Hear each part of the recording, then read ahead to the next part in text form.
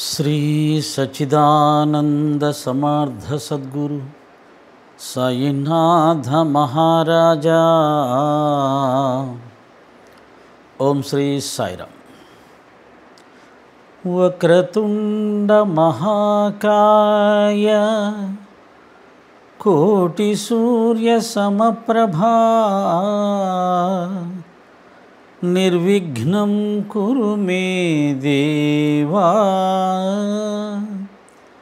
సర్వకార్యేషు సర్వదా.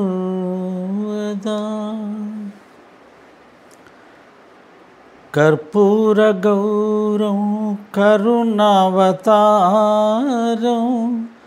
సంసార సారం భుజగేంద్రహారం సదా వసంతం హృదయారవిందే భవం భవానీ సహితం నమామి. హస్తే కురంగం గిరిమధ్యరంగం శృంగారితాంగం గిరిజానుసంగం మూర్ధేందుగంగం మదనంగభంగం శ్రీశైలలింగం శిరసా నమామి. శ్రీశైలలింగం శిరసా నమామి. మాతృదేవో భవ, పితృదేవో భవ, ఆచార్య దేవో భవ, అతిథి దేవో భవ. వెనకాల ఫోటోలో మా అమ్మ ఉంది. చాలా గొప్ప తల్లి. తర్వాత అమ్మ కథ కూడా మీకు వినిపిస్తాను. బాబా దేశమైనప్పుడు. అలాగే నా గురుదేవులు సాయినాథుల వారు ఉన్నారు. అలాగే నన్ను 50 సంవత్సరాలు తన యొక్క పవిత్ర స్థానంలో నిలుపుకొని నాకు గురువై, దైవమై, తల్లి తండ్రులై అనుగ్రహించిన భ్రమరాంబ సమేత మల్లికార్జున స్వాములు ఉన్నారు. వారిద్దరి మధ్యలో సాక్షి గణపతి ఉన్నారు. అందరికీ నమస్కారం. మనం ఆది సాయి భక్త విజయం, బాబా భక్తులలో ఆధ్యాత్మికంగా పురోభివృద్ధి సాధించిన వాళ్ళు, మోక్షాన్ని సైతం పొందినటువంటి వాళ్ళ గురించి తెలుసుకుంటూ ఉన్నాం. దానిలో భాగంగా మొట్టమొదట బాబా గారిని షిరిడీలో మొదట దర్శించి నామకరణం చేసిన మహానుభావుడు, కారణజన్ముడు. బాబా గారికి నామకరణం చేయడానికే జన్మించాడు ఆయన. రామచంద్రమూర్తిని తీర్చిదిద్దడానికి వశిష్ఠ మహర్షి జన్మించినట్టుగా బాబా గారికి నామకరణం చేయడానికి మహల్సపతి గారు జన్మించారు. ఆ తర్వాత మనకు సచ్చరిత్రలో సాయి భక్తులైన మనందరికీ కూడా సుపరిచితులైనటువంటి మరొక ముఖ్య భక్తుడు, రామచంద్రమూర్తికి ఆంజనేయ స్వామి వారిలా, శ్రీకృష్ణ పరమాత్మకి అర్జునుడిలా, పరమేశ్వరుడికి నందీశ్వరుడిలా బాబా దగ్గరే ఆయన జీవించినంతకాలం ఆయన సాహచర్యాన్ని అనుభవించి ఆయనతో సఖ్యత్వ భక్తిని నెరిపినటువంటి మహానుభక్తుడు, మహానుభావుడు శ్యామ.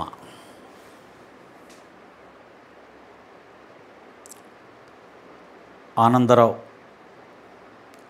అంటారు శ్యామ వారి అసలు పేరు.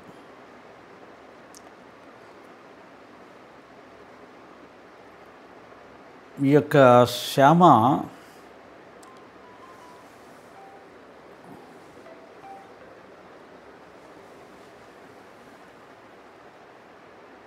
బాబా గారిని మొదటి నుంచి దగ్గరగా ఉండి పరిశీలించి బాబాగారిలోని దివ్యత్వాన్ని, మహత్వాన్ని, సిద్ధత్వాన్ని దర్శించి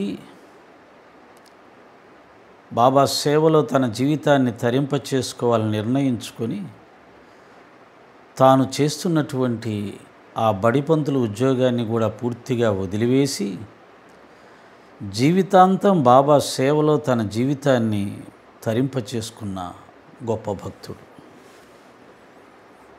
ఇంతకుముందు చెప్పినట్టే సఖ్యత్వ భక్తిని అనుభవించిన భక్తుడు. నవవిధ భక్తుల్లో సఖ్యత్వం అనేది 8వ మెట్టు మీద ఉంటుంది. దాని తర్వాత మోక్షమే. కాబట్టి ఆ స్థాయి భక్తి పొందిన శ్యామ కూడా మోక్షాన్ని పొందాడనే నేను భావిస్తున్నాను.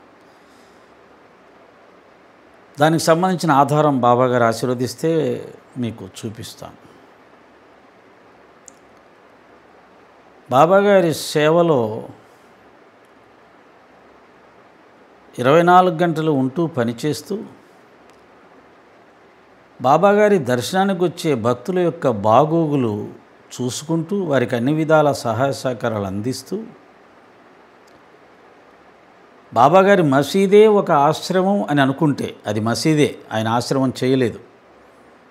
అందరి గురువుల్లాగా మొదట కింది మెట్టు మీద కూర్చొని నెమ్మదిగా ఆయన సింహాసనం మీద కూర్చోలేదు. ఆయన చివరి వరకు ఆ మెట్టు మీదే గడిపాడు. కాబట్టి అది ఆశ్రమం కాదు. కానీ అది మసీదుని మనం ఆశ్రమం అనుకుంటే ఆశ్రమానికి వచ్చే భక్తులందరి బాగోగులు శ్యామ చూసేవాడు. నిస్వార్థంగా చేసే శ్యామ యొక్క సేవకు బాబాగారు చాలా మురిసిపోయి ఆనందపడి శ్యామకు ఒక గొప్ప స్థానం ఇచ్చాడు.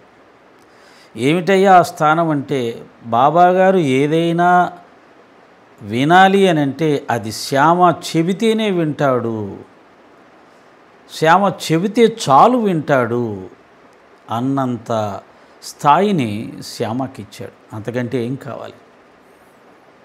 భగవంతుణ్ణి శాసించే అధికారం భక్తుడికి మాత్రమే ఉంటుంది. ఆ భక్తుడికి ఆ అధికారం ఆ భగవంతుడికి తన సర్వస్వము సమర్పించినప్పుడు మాత్రమే వస్తుంది. ఒక తుకారం సమర్పించాడు, సర్వసమర్పణ చేశాడు, సర్వం సమర్పించాడు. అందుకనే ధైర్యంగా నువ్వు ఉన్నావా అసలు రాయివైపోయావు అని చెప్పి నిలబెట్టి ప్రశ్నిస్తే నారాయణుడు పరిగెత్తుకొని వచ్చాడు. అది భక్తుడి యొక్క శక్తి. ఆ విధంగా శ్యామ సర్వసమర్పణ చేశాడు. అందుకనే బాబాగారు కూడా దానికి తగిన ఫలితం అతనికి ఇచ్చాడు. బాబాగారి దగ్గరికి షిరిడీకి వచ్చే ప్రతి భక్తుడు కూడా శ్యామ ద్వారా బాబా దగ్గరికి వెళ్ళడం ఒక అలవాటు చేసుకున్నారు. అలాగే వారు ఏదైనా చెప్పదలుచుకుంటే అడగదలుచుకుంటే శ్యామ ద్వారా వెళ్ళడం అలవాటు చేసుకున్నారు. జస్ట్ లైక్ ఇప్పుడున్న పరిభాషలో చెప్పుకుంటే ముఖ్యమంత్రి గారికి పిఏ గారు ఎలాగో అలా శ్యామ బాబాకి అంత దగ్గరి భక్తుడిగా పేరు తెచ్చుకున్నాడు. అటువంటి శ్యామ సచరిత్రలో మనకు బాబాగారి తర్వాత బాబాతో సమానంగా ప్రయాణం చేసిన పాత్ర ఏదైనా ఉంది అంటే అది కూడా శ్యామనే. మిగతా పాత్రలన్నీ అలా వచ్చి ఇలా వెళ్ళిపోతుంటాయి, అప్పుడప్పుడు తలుక్కున మెరుస్తుంటాయి, అంతే. కానీ ఒక్క శ్యామ పాత్ర మాత్రమే బాబాతో స్టార్ట్ అయ్యి బాబాతో ఎండ్ అవుతుంది.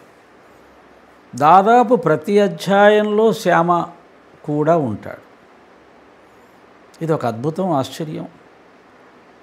అందుకనే బాబా అన్నాడు కదా, 72 జన్మల నుంచి అనుకుంటా, 72 జన్మల నుంచి నాతో ఉన్నావు నువ్వు అన్నాడు.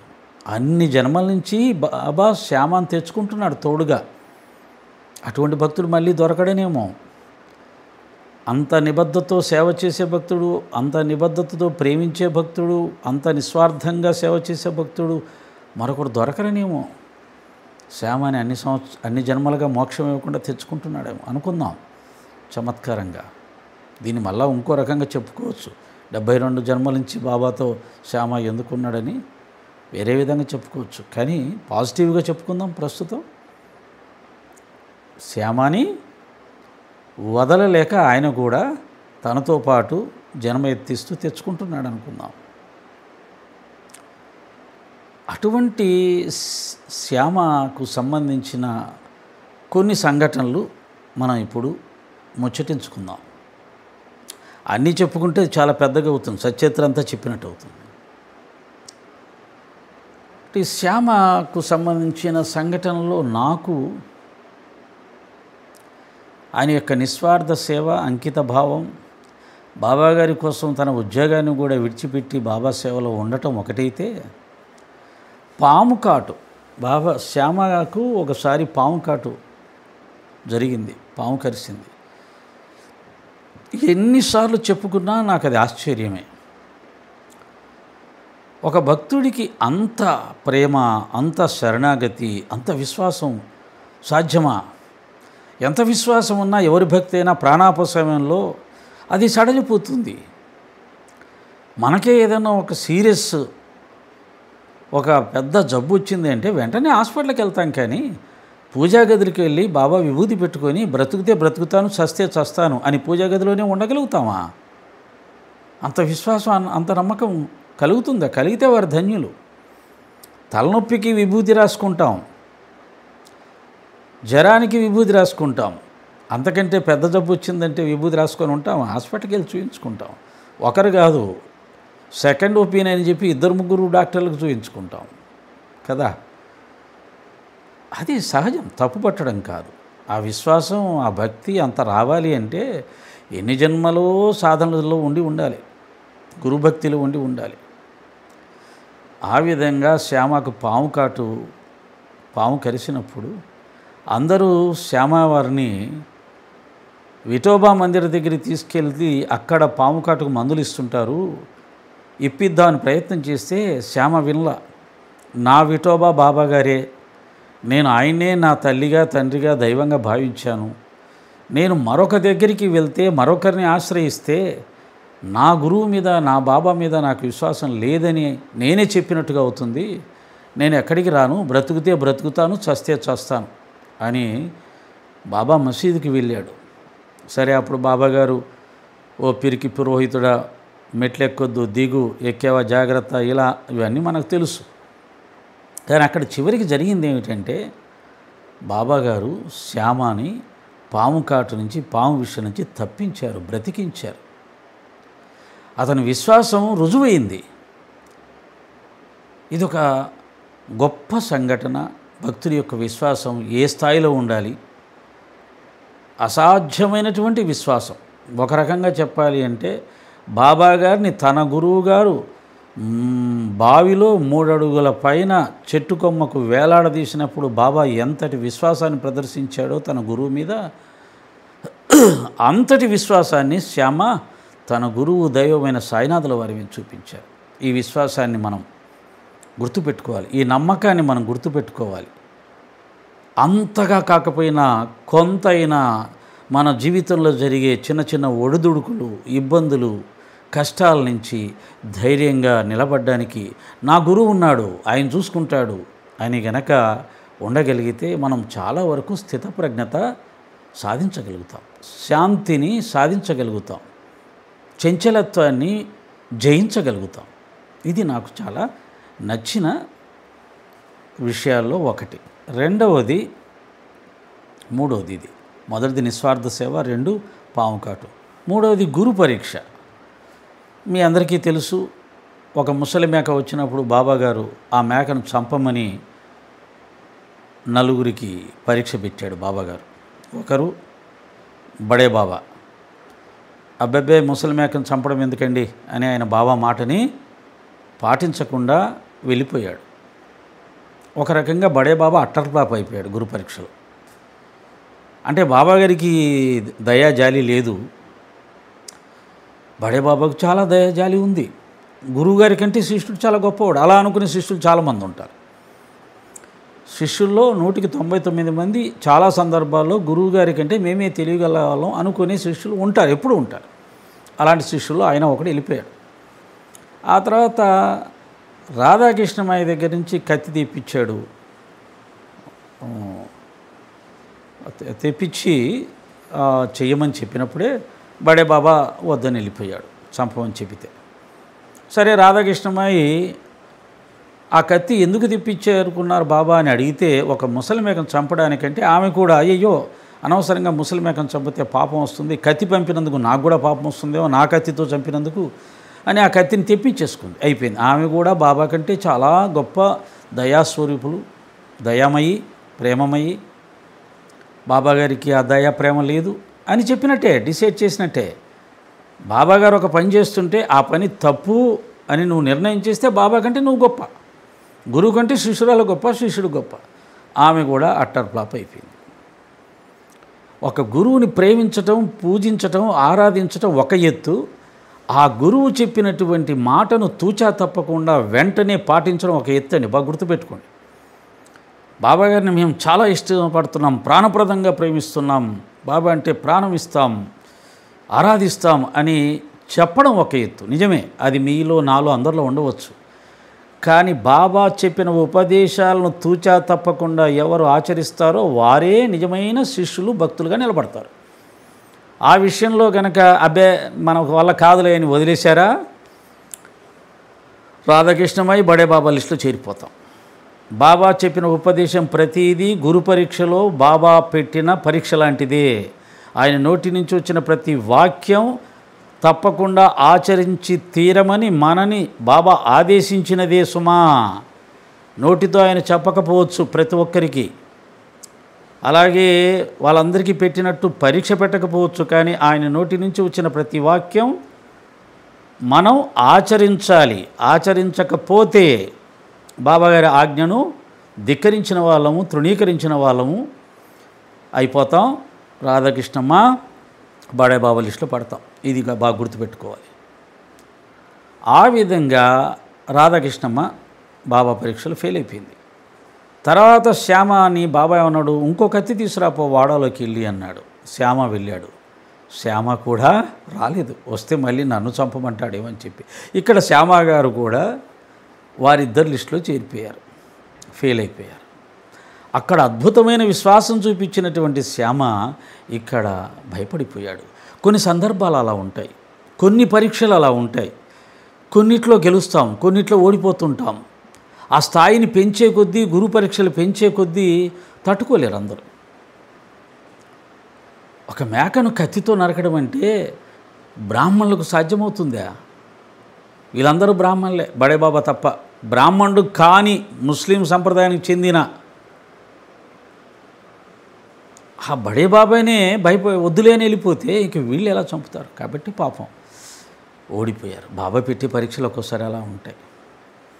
ఆయన మనందరికీ ఇంత స్థాయి ఎక్కర్లా, ఇందులో 100వ వంతు పరీక్ష పెట్టినా మనందరం బేరం అంటాం. మనందరం బాబా గారు ఇచ్చే బిస్కెట్లు, చాక్లెట్లు తిని ఆనందించే వాళ్ళమే, కానీ ఆయన పెట్టే పరీక్షల్లో తట్టుకొని పాస్ అయ్యే వాళ్ళం కాదు. అందుకనే ఆయన మనకి ఏ పరీక్షలు పెట్టట్లేదు. పరీక్షలు పెడితే తట్టుకునే వాళ్ళు ఎవరున్నారో వాళ్ళకి మాత్రమే పరీక్షలు పెడతాడు. వాళ్ళని మాత్రమే రత్నాలుగా తయారు చేస్తాడు, వజ్రాలుగా తయారు చేస్తాడు. ప్రతిదానికి భయపడే మనకేం పరీక్షలు పెడతాడు? భయపడే బిడ్డల్ని తల్లి భయపెట్టదు కదా, వద్దొద్దు వాడు భయపడతాడు అంటది. అలాగా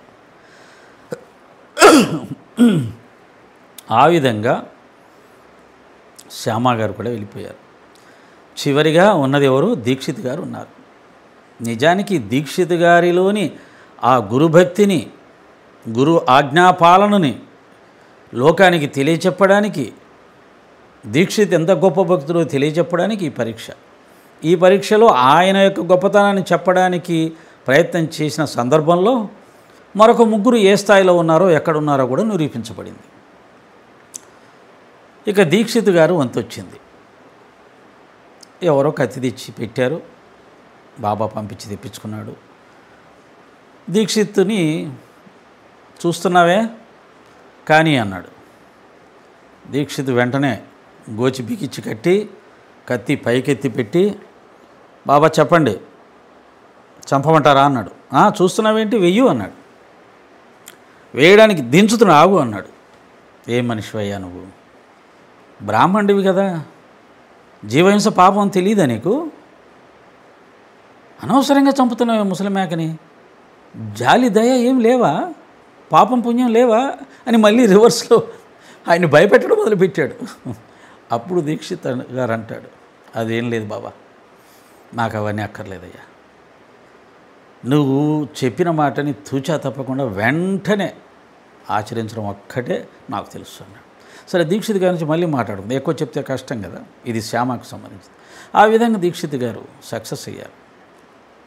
శ్యామ గారు ఇక్కడ ఓడిపోయాడు. ఇది కూడా ఒక ముఖ్యమైన ఘట్టం. గెలుపు ఓటములు సాధకులకు ఉంటాయి, భక్తులకు ఉంటాయి. కాబట్టి ఓడిపోవడం ముఖ్యం కాదు, తిరిగి మళ్ళీ గెలవడానికి ప్రయత్నం చేయడమే ముఖ్యం. అది మనం శ్యామ దగ్గర నుంచి మళ్ళీ మనం చూద్దాం. ఇక్కడ ఓడిపోయినటువంటి శ్యామ మరొక సందర్భంలో గెలిచాడు. ఎక్కడ? బాబాగారు సమాధి అయిపోయిన తర్వాత కాకసాబ్ దీక్షిత్ గారు ఏకనాథ భాగవతాన్ని చదువుతూ ఉంటే అందులో నవనాథులు చెప్పినటువంటి నవవిధ భక్తులను ఆచరించిన విధి విధానాలు తెలుసుకొని, భక్తి అంటే ఇంత గొప్పగా ఉంటుందా, ఇంత కష్టమా భక్తిని ఆచరించాలంటే, అయితే ఇక మనం మోక్షం గురించి కలలో కూడా ఆశించకూడదు, ఆ మాట ఎత్తకూడదు. నవనాథులు చెప్పిన భక్తులు ఎంత గొప్పగా ఉన్నాయి భక్తి సిద్ధాంతాలు, అసలు వాటి గురించి మనకి ఏమైనా 1% అన్న తెలుసా? నిజంగానే భక్త ప్రహ్లాదులు, సతీ సక్కుబాయ్, భక్త పోతన, భక్త కన్నప్ప, భక్త తుకారం, భక్త రామదాస్, ఈ మహానుభావులు ఆచరించిన భక్తి, వారు చూపించిన త్యాగం ఉందా మనకు? కానీ అందరం చాలా గొప్ప భక్తులుగా ఫీల్ అవుతుంటాం.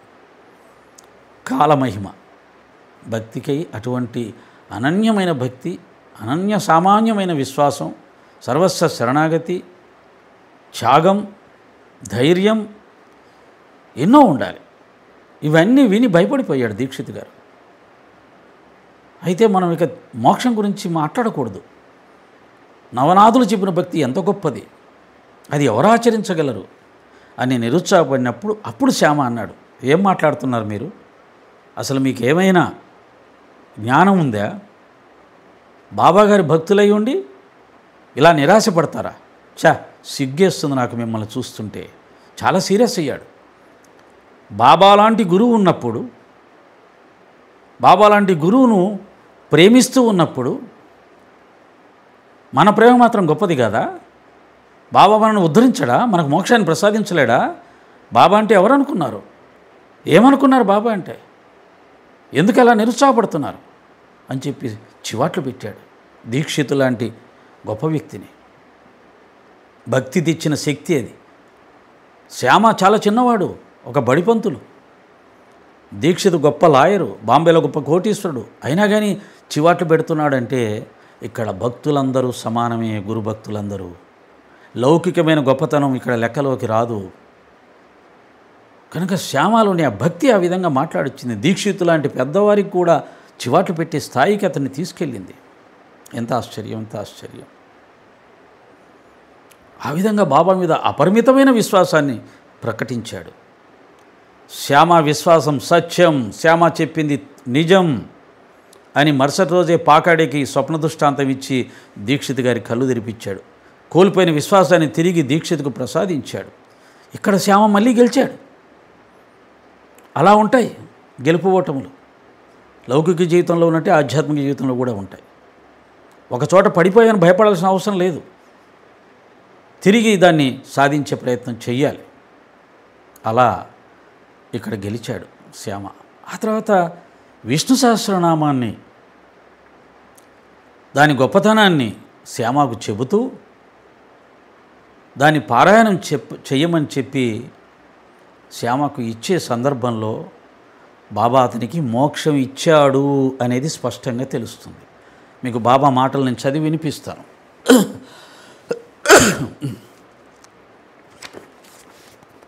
బాబా అంటున్నాడు, మా శ్యామ వెర్రివాడే కావచ్చు, అయినా అతనిపై నాకు మమకారం, అతనికి నాపై ప్రేమ అందువల్ల అతనిపై నాకు దయ, నాపై అతనికి ప్రేమ, అందుకే నాకు అతనిపై దయ.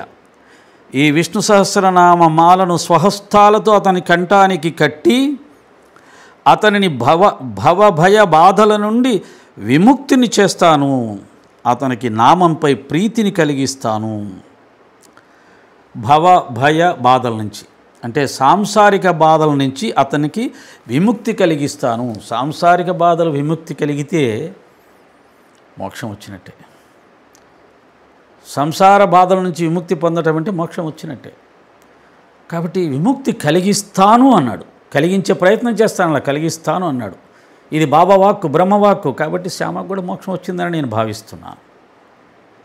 ఆయనకి ఇష్టం ఉండి మళ్ళీ మరొక జన్మలో ఆయన కూడా తోడు తెచ్చుకుంటే అది వేరే విషయం. కానీ ఆ విధంగా ఇక్కడ విష్ణు సహస్రనామ మహిమ సందర్భంలో కూడా బాబాగారు అతన్ని ఎంతగా ప్రేమిస్తున్నాడు అనేది తెలుస్తుంది. అలాగే నాకు సంస్కృతం రాదయ్యా, ఆ పదాలు చదవడం కూడా రాదు, నాకెందుకు విష్ణు సహస్రనామం, అనవసరంగా రామదాస్కి నాకు గొడవ తప్ప ఏముంటుంది బాబా అని చెప్తే ఒప్పుకోలే బాబా. పిచ్చివాడా, నా మాట మీద విశ్వాసం ఉంచు, రోజుకు ఒక్క పదం చదువు చాలు అన్నాడు. సరే అలాగే చదివాడు, బాబా ఆదేశం అయింది కాబట్టి. చివరికి ఎక్కడ దాకా వెళ్ళాడు? బూటి అల్లుడైన కాలేజీ ప్రిన్సిపాల్, ఇంజనీరింగ్ కాలేజీ ప్రిన్సిపాల్గా ఉన్న నార్కేకి విష్ణు సహస్రనామం యొక్క భాష్యాన్ని, భావాన్ని, అర్థాన్ని, పరమార్థాన్ని వివరించగలిగినటువంటి పాండిత్యాన్ని పొందాడు శ్యామ. ఇది గురువు యొక్క అనుగ్రహానికి మరొక నిదర్శనం. శ్యామ విషయంలో బాబా చూపించిన అపూర్వమైనటువంటి అనుగ్రహానికి నిదర్శనం. ఆ తర్వాత బాబా శ్యామకు బాబాకు ఉన్న అనుబంధాల్లో, ఆ సత్యత్వ భక్తిలో ఎక్కడ దాకా వెళ్ళాడు ఆ మహానుభావుడు అనడానికి మరొక నిదర్శనం ఔరంగాబాద్ గారి భార్య. ఈమెకి 27 సంవత్సరాల పెళ్ళైనా సంతానం కలగలేదు. దాదాపుగా 40 సంవత్సరాలకు వచ్చేసింది. అటువంటి ఆమె బాబా అనుగ్రహంతో సంతానం పొందాలని షిరిడీకి వస్తే అక్కడ శ్యామ బాబా అనుగ్రహం పొందడానికి ఆమె కొన్ని చిట్కాలు చెప్పి, అమ్మా ఆయన భోజనం చేసే సమయంలో ఎవరు ఉండరు, ఆ సమయంలో కొబ్బరికాయ తీసుకొని వచ్చేసి అగరబత్తి తీసుకొని అని చెప్తే, అలా వచ్చినటువంటి ఆ తల్లిని బాబా పాదాలు నమస్కారం పెట్టమని చెప్పి ఆ కొబ్బరికాయని బాబాకి సమర్పించమని చెబితే బాబాగారు ఆ కొబ్బరికాయ తీసుకొని ఇలా ఊపుతూ, బాబా ఏమంటుంది ఆ కొబ్బరికాయ అంటే, శ్యామ అంటాడు. కొబ్బరికాయ బిడ్డలను ప్రసాదిస్తుందా అంటే శ్యామ అంటాడు. ఆ కొబ్బరికాయలో ఆ యొక్క కొబ్బరి ఉడి కదిలినట్టుగానే ఆ తల్లి గర్భంలో కూడా బిడ్డ కదలాలని ఆమె భావిస్తుంది అంటే, కొబ్బరికాయ బిడ్డల్ని ప్రసాదిస్తుందా అని క్వశ్చన్ చేస్తాడు. మీ అనుగ్రహం ఉంటే అది తప్పకుండా జరుగుతుంది బాబా అంటాడు శ్యామ. అక్కడ ఇద్దరు చమత్కారంగా మాట్లాడుకుంటారు కాసేపు. అప్పుడు బాబాగారు, సరే తప్పకుండా ఆమెకు సంతానం కలుగుతుంది అంటాడు. ఎన్ని నెలల్లో కలుగుతుందో అది కూడా చెప్పు బాబా, పాపం ఆ తల్లి ఆరాటం అంటే 12 నెలల్లో తప్పకుండా సంతానం కలుగుతుంది అంటాడు. అప్పుడు సరే అని అనొచ్చుగా, అనడు. అమ్మా విన్నావు కదా, వెళ్ళు, బాబా చెప్పినట్టు 12 నెలల్లో నీకు సంతానం కలగకపోతే ఈ దేవుని తలపైన కొబ్బరికాయ కొట్టి మసీదు నుంచి గెంటేస్తానంటాడు. ఎంత మాట అన్నాడు! బాబా గారిని, గురువుని, దైవాన్ని అంటారా? నేను అనుకుంటాను బాబా అనిపించాడు. తనపై శ్యామకు ఎంత అధికారం ఉందో భక్తులకు తెలియచెప్పడానికి అనిపించాడేమో అనిపిస్తుంది. లేకపోతే ఆయన నోట్ల నుంచి ఆ మాటలు వస్తాయా? దేవాని పిలిచేవాడు నోరారా. అలా అన్నప్పుడు శ్యామ యొక్క మానసిక స్థితి ఏమిటంటే, బాబాని కమిట్మెంట్ చేసేస్తున్నాడు. అన్నావు కదా సంతానం వస్తుంది 12 నెలల్లోని, తప్పకుండా అవ్వాలి, అవ్వకపోతే నేను ఎత్తిన కొబ్బరికాయ ఒకటి బయటికి గెంటేస్తా అని ఆమెకి చెబుతున్నాడు. అంటే ఆమెకు అంతటి విశ్వాసం కలిగించడానికి, ఆమెకు ఆనందాన్ని కలిగించడానికి తన దైవాన్ని, తన గురువుని అంత మాట అనేసాడు. ఇక్కడ శ్యామ మనసులో ఆ తల్లికి విశ్వాసం కలిగించటానికి అనే కోరిక, భావం గ్రహించిన బాబా ఏమల్లా శ్యామని. శ్యామ బొగ్గగిల్లాడు. ఇద్దరు చమత్కారంగా హాస్యంగా మాట్లాడుకుంటారు. ఏమయ్యా బొగ్గెందుకు వెళుతున్నావు, నన్ను బొగ్గగిల్లాల్సిన అవసరం ఏం లేదు, బొగ్గలగిల్లే దేవుడు మాకేం అక్కర్లేదు, మాకు తీపి మిఠాయిలు పెట్టే దేవుడు కావాలి అని ఇలాగా అలిగినట్టుగా బొంగ మీద పెట్టి అంటే, అందుకేగా నేను వచ్చింది శ్యామ, 72 జన్మల నుంచి నేను నాతో పాటు తీసుకొస్తున్నాను. మన బంధం 72 జన్మల బంధం. మీ అందరికీ ఆహారం పెట్టి పోషిస్తున్నాను. ఎప్పుడైనా నీ బుగ్గగిల్లానా అంటాడు. గురు శిష్యుల బంధం, ప్రేమ బంధం అద్భుతం, చాలా బాగుంది. ఆ విధంగా ఔరంగాబాద్ గారి భార్య సంతానం విషయంలో ఒక విచిత్రమైనటువంటి సంఘటన. దైవాన్ని భక్తుడు ఏ విధంగా శాసిస్తాడు, దైవం తన భక్తుడికి తన మీద అధికారాన్ని ఎలా ఇస్తాడు అనేది నిరూపించే ఒక అద్భుతమైన సంఘటన. ఇది కూడా నాకు చాలా ఇష్టం. ఆ తర్వాత ఇష్టమైనటువంటి 1-2 చిన్నగా చెప్పేస్తాను. కాకా ఎవరు కాకాజీ వైద్య, సప్తశృంగి దేవత పూజారి. అతను బాబాను చూడాలని తాపత్రయపడుతున్నట్టు ఆరాటపడుతున్నప్పుడు బాబా శ్యామాను పంపించి ఏదో ఒక నెపం, వాళ్ళ తల్లిగారు మొక్కుకున్న మొక్కు అనే నెపంతో పంపించి పిలిపించుకున్న సందర్భం శ్యామకి ఇచ్చిన ప్రాధాన్యత తెలియచేస్తుంది. అలాగే దీక్షిత్ గారిని కూడా తీసుకురావడానికి శ్యామానే పంపించి, నాగపూర్ అనుకుంటాను, దీక్షిత్ గారిని కూడా శ్యామ ద్వారానే పిలిపించుకుంటాడు. ఆ తర్వాత దీక్షిత్ గారు, నానాసాహెబ్ చందోర్కర్ తమ కుమారుల యొక్క వివాహము, ఇంకొకటి కార్యక్రమం, జంజవిషయ కార్యక్రమం సంథింగ్ ఏదో ఉంది, గుర్తు రావట్లేదు టయానికి. 2 శుభకార్యాలకి బాబా గారిని రమ్మంటే తన ప్రతినిధిగా శ్యామను పంపుతాడు. అంటే శ్యామకు ఏ స్థాయి ఇచ్చాడో మరొకసారి ఇక్కడ నిరూపించబడింది. తన ప్రతినిధిగా, తన ప్రతిరూపంగా, తనతో సమానంగా భావించమని పంపిస్తాడు. అంటే ఇక్కడ కేవలం అలా పంపడంలో శ్యామకి తాను ఇచ్చినటువంటి ప్రాధాన్యత, తనతో సమానమైన తన ప్రతినిధిగా నేను శ్యామను భావిస్తున్నాను అని చెప్పి పంపించడం అనేది శ్యామకు బాబా ఇచ్చిన స్థానం మనకు గుర్తు చేస్తుంది. అలా వెళ్ళినప్పుడు కూడా కాశీ ప్రయాగ యాత్రలు ముగించుకొని గయకు వెళ్ళేసరికి నేను శ్యామ కంటే ముందు గయలో ఉంటాను, శ్యామను కలుసుకుంటానన్నాడు. ఆ విధంగానే గయ పండా ఇంట్లో శ్యామ ఎప్పుడో 12 సంవత్సరాల క్రితం ఆ పండాకి ఇచ్చిన పటం రూపంలో దర్శనమిచ్చి అతన్ని పరవశింపచేసి, పులకింపచేసి, సాత్విక భావాలు కలిగింపచేసి ఆనంద పారవశ్యంలో తేలయాడేలా చేస్తాడు. అడుగడుగున శ్యామని ప్రతి చోట కాశీ, ప్రయాగ, అయోధ్య, గయలో ఆయనకి రాజలాంఛనాలతో సన్మానాలు చేయిస్తాడు. నిస్వార్థంగా, నిష్కామభావంతో, కేవలం ప్రేమతో తన సేవ చేసిన శ్యామకు అన్ని విధాల ఆనందింపచేస్తాడు. చివరికి అతనికి మోక్షం కూడా ప్రసాదించాడని నేను భావిస్తున్నాను. ఓం శ్రీ సాయిరామ్.